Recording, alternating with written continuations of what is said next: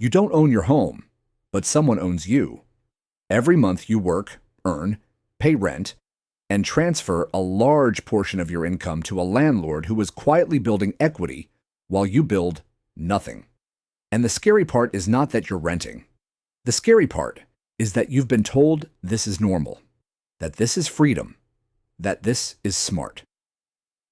In 2026, millions of people in their 20s and 30s are doing everything right and still feel financially stuck. You earn more than your parents did at your age. You're educated. You work full-time. And yet, owning a home feels further away than ever. This isn't just about property. It's about power. Housing is the largest expense in modern life. And when your largest expense doesn't build you any ownership, you're permanently funding someone else's financial future. Let's break this down calmly. Imagine you pay $2,000 a month in rent. That's $24,000 a year. Over 10 years, that's $240,000. Over 20 years, nearly $500,000. And at the end of that time, what do you own? Nothing. No asset. No equity. No leverage. Just receipts. Now someone will say, yes, but homeowners have expenses too. That's true. Property taxes, maintenance, insurance. But here's the difference. When a homeowner pays their mortgage, part of that payment reduces their principal. It builds equity.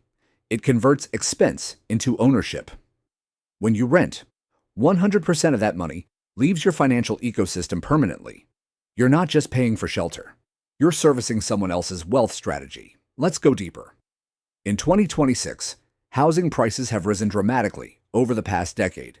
Interest rates are higher than they were 5 years ago. Down payments feel impossible. Wages have not kept up proportionally, so people delay buying. They stay in rental cycles longer. And during that time, landlords benefit from appreciation, tax advantages, and increasing rent prices.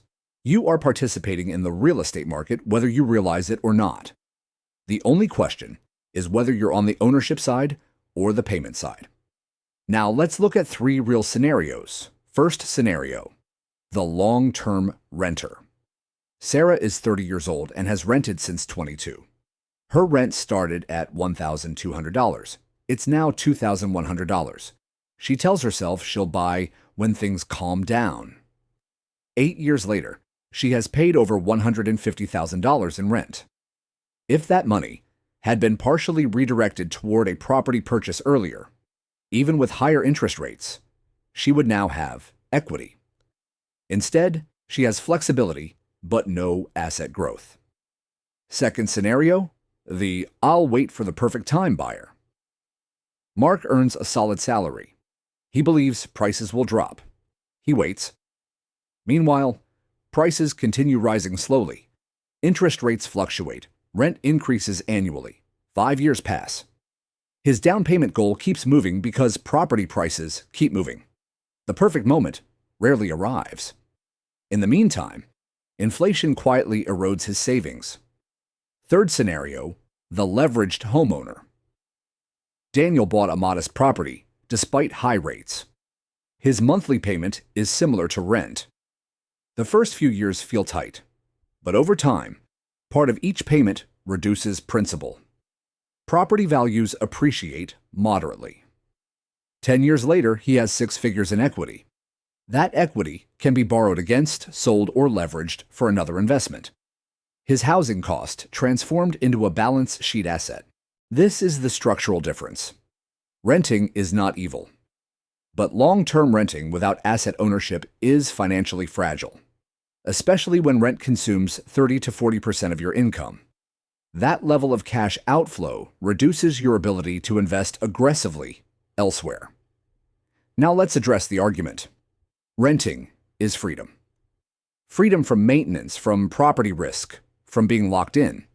That's valid. But here's the uncomfortable question. Are you using that freedom to build assets elsewhere, or is it simply enabling consumption? If you rent and invest heavily, consistently, intelligently, you can absolutely build wealth. But most renters are not investing the difference. They are absorbing lifestyle inflation. Rent goes up. Income goes up. Spending goes up. ownership remains zero. The real trap is not renting. The trap is renting without an ownership strategy. Let's talk psychology. Homeownership used to be automatic.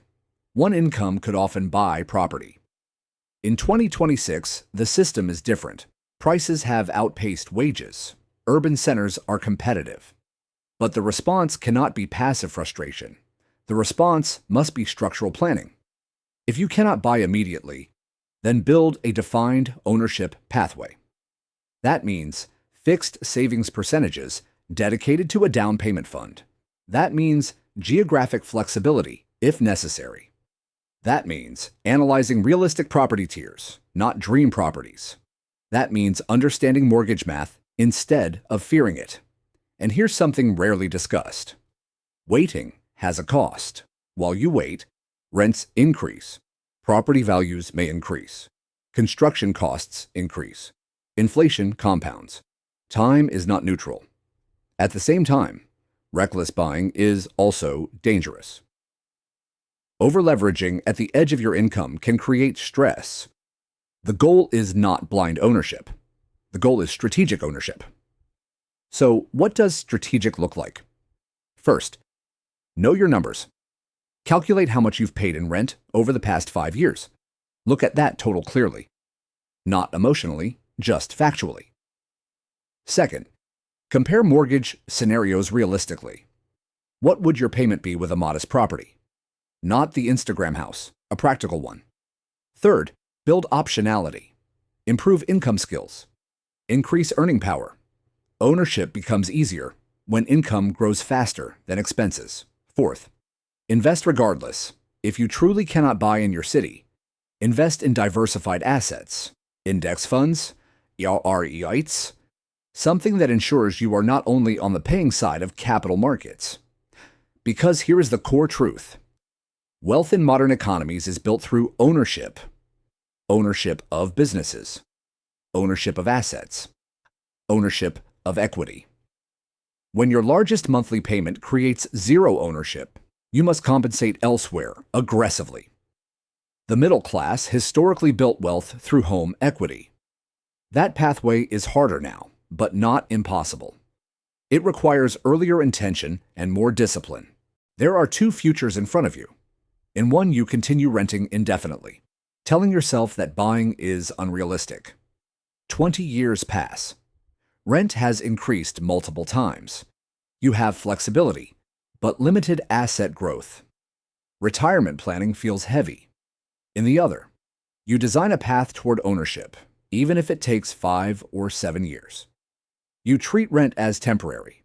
You build savings with clarity. Eventually, you shift from funding someone else's mortgage to funding your own equity. Neither future is guaranteed comfort, but one builds leverage, the other builds dependency. This video is not telling you that renting is failure. It's telling you that passive renting without an ownership plan is financial vulnerability. The rent trap is not a conspiracy. It's inertia. You work, you pay, you repeat. Breaking it requires intention. So ask yourself honestly, if you continue exactly as you are for the next 10 years, what will you own? And if the answer is close to zero, what needs to change starting this year?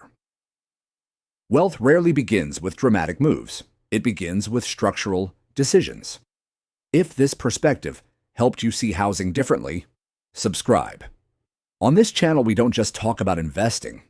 We talk about power, ownership, and the economic realities of 2026. And I want to ask you directly, do you believe renting long-term is freedom? Or is it financial delay? Be honest. Your future depends on which answer you live by.